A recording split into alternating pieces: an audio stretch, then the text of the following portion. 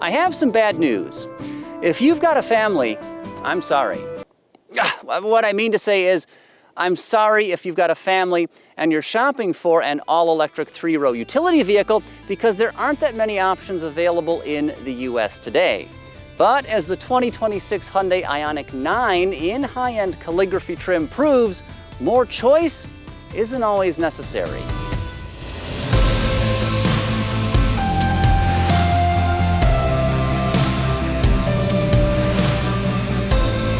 For help finding your next ride, check out the GreenCars Buyer's Guide. This easy-to-use tool lets you quickly compare a range of efficient vehicles to find the model that's right for you. To learn more, head on over to greencars.com. The future of driving starts here. Like other Hyundais, the Ioniq 9 here has pretty adventurous styling. The overall look is quite futuristic without being completely over the top. Now the front end is clean and somewhat rounded, punctuated by a whole series of pixelated LEDs for a fairly unique look. Moving rearward, this electric SUV's flanks are nice and clean, enhanced by retractable door handles that pop out when needed and hide away when not for a sleek look. I also love the Ioniq 9's tapering roofline and tasteful metallic trim. At the back, we have more pixelated lighting elements and an overall design that gives me serious Volvo vibes, and that's because of the shape of these taillights as well as their height, plus the lettering that is, of course, spelled out across the hatch here. The overall look is kind of reminiscent of an EX60 or maybe even that new EX90, but what do you think? Leave us a comment down below. And while I'm back here, we have got to talk about versatility, and the Ioniq 9 offers plenty. If I open the standard power-operated hatchback, you can see we've got lots of room behind the third row seat, enough for several pieces of large roller luggage. Now, if I get these out of the way here, you can see this is just about 22 cubic feet of room. Pretty generous, but wait, there's a lot more than that, because at the push of a button right here, I can drop those backrests down just like that. Once they've motored into position, that opens the cargo hold up to about 47 cubic feet, a very nice number. Then if I drop those second row backrests down, the overall number increases to just about 87 cubic feet, which I'll tell you, that's a surprising amount of room in an EV. Just like other EVs, the Ioniq 9 also has a front trunk. And in rear-wheel drive models, this space measures 3.1 cubic feet, but if you opt for all-wheel drive, that number does drop to just 1.84. And overall, this frunk is nice to have, even if it's not terribly useful.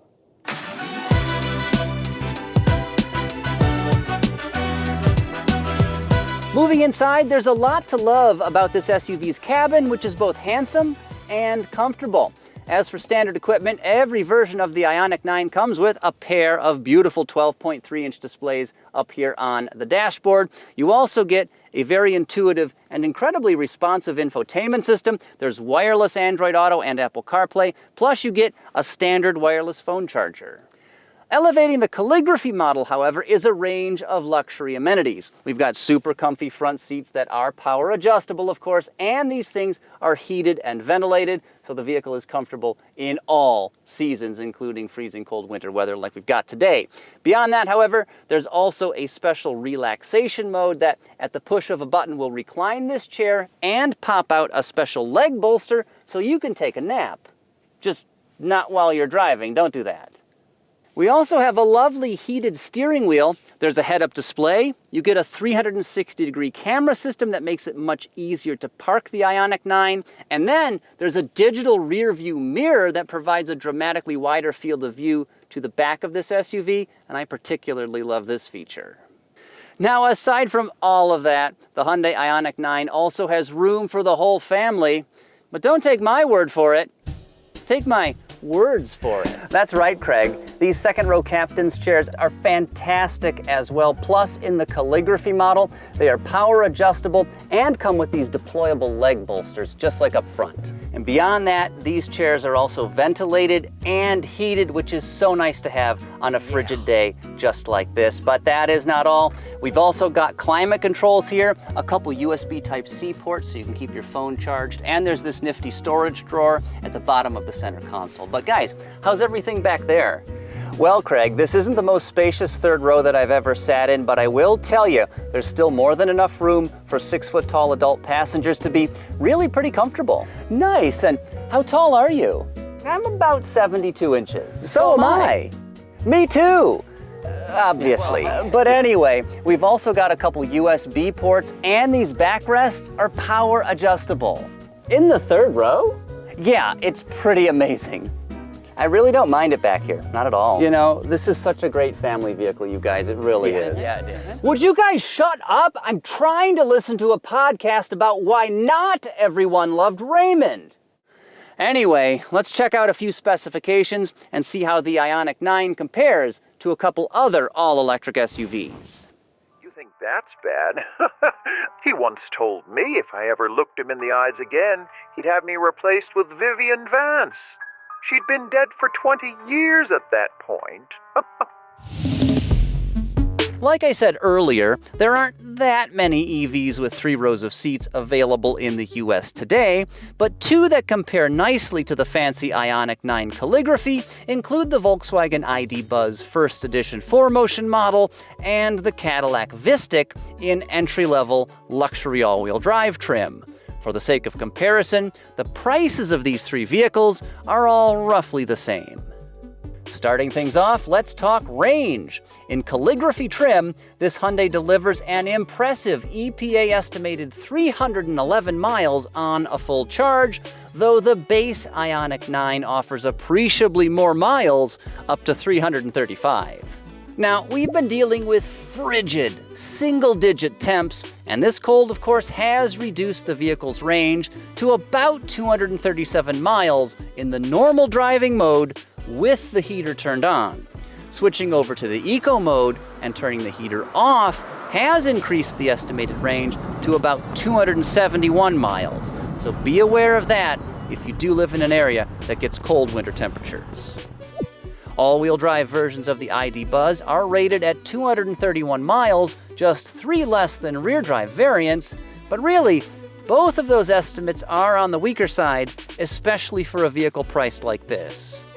And finally, we have the entry-level Vistiq, which should get you 305 miles with a fully juiced battery, though curiously, models fitted with the available 19.2 kilowatt onboard charger drop to an even 300 miles. Next up, DC fast charging performance. The Ioniq 9 tops out at 237 kilowatts, a fantastic performance, though the VW and Cadillac aren't too far behind. The former can take in power at a maximum rate of 200 kilowatts, while the latter peaks at 190. But what does all of this mean in real-world terms? Well, when using a CCS adapter and a 350 kilowatt charger, the Hyundai can go from a 10% state of charge to 80% in just 24 minutes, and that is super impressive for a 110.3 kilowatt hour battery. As for the ID.Buzz, it can go from 10 to 80 in a manufacturer estimated 26 minutes, which is also great, though to be fair, its pack is significantly smaller, with a gross capacity of just 91 kilowatt hours. Finally, Cadillac is a little secretive with its charging data, though the Vistiq can supposedly go from a low state of charge, whatever that means, to 80% in 45 minutes. That's a good bit longer than the Hyundai or VW. For reference, this SUV's battery has a usable capacity of 102 kilowatt hours. It's no surprise this Hyundai offers excellent range and DC fast charges very well. But how does the Ioniq 9 perform out on the road? Wait, is that foreshadowing? Is this a transition? It sure is.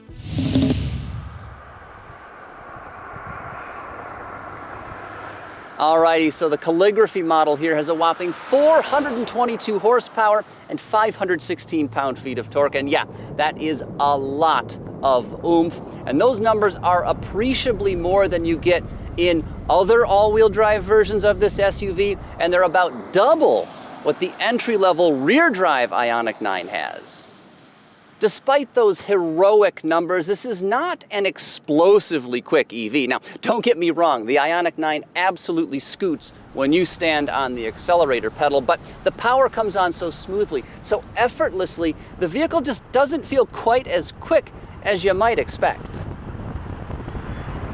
And when it's time to slow down, this SUV's brake pedal is smooth and easy to modulate, though like practically every other EV, we've got regenerative braking as well, which you can very easily adjust using these paddles here on the steering wheel spokes. And that goes from basically nothing at all to a true one-pedal driving mode, which Hyundai calls, of course, I-pedal. So when you lift your foot off the accelerator in I-pedal, the vehicle slows down with authority and it will roll itself right to a stop. As you would probably expect, the Ioniq 9 steering is light to the touch, which is appropriate for a family hauler. This vehicle is also easy to maneuver despite its relatively large exterior dimensions. Now, beyond some of those driver aids I mentioned earlier, we also have things like Hyundai's blind spot view monitor, there's rear cross traffic alert, we have parking sensors, and of course, an excellent version of adaptive cruise control with lane centering and stop and go capability. So regardless, whether you're out on the highway or just trundling along in a parking lot, the Ioniq 9 is very easy to drive.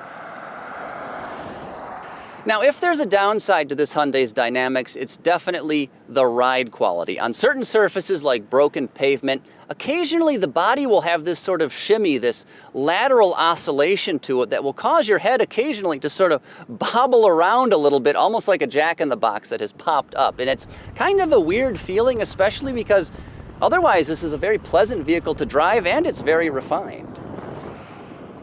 But anyway, let's recap the strengths and weaknesses of the 2026 Hyundai Ioniq 9 in calligraphy trim, and then we'll talk pricing.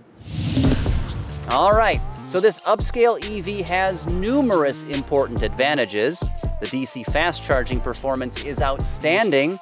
This vehicle is impressively comfortable in all 3 rows of seats. There's a huge amount of cargo space. The Ioniq 9's interior is both handsome and upscale. And you get plenty of range in this Hyundai, as long as the temps aren't too low. As for downsides, looks are always subjective, and while I like this SUV's styling, the design is still probably a little bit too avant-garde for some drivers.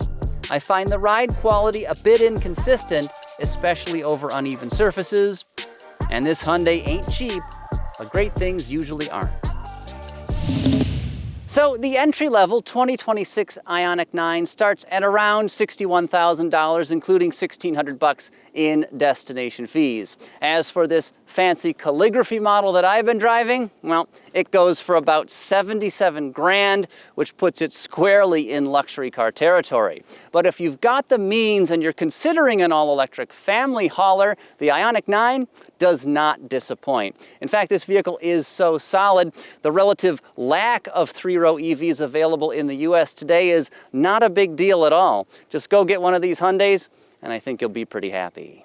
Next up, if you're looking for another great EV but don't feel like spending 77 big ones, consider the smaller Hyundai Ioniq 5. In fact, I recently reviewed the ruggedized XRT model, and you can check that video out next by clicking the link on screen right now.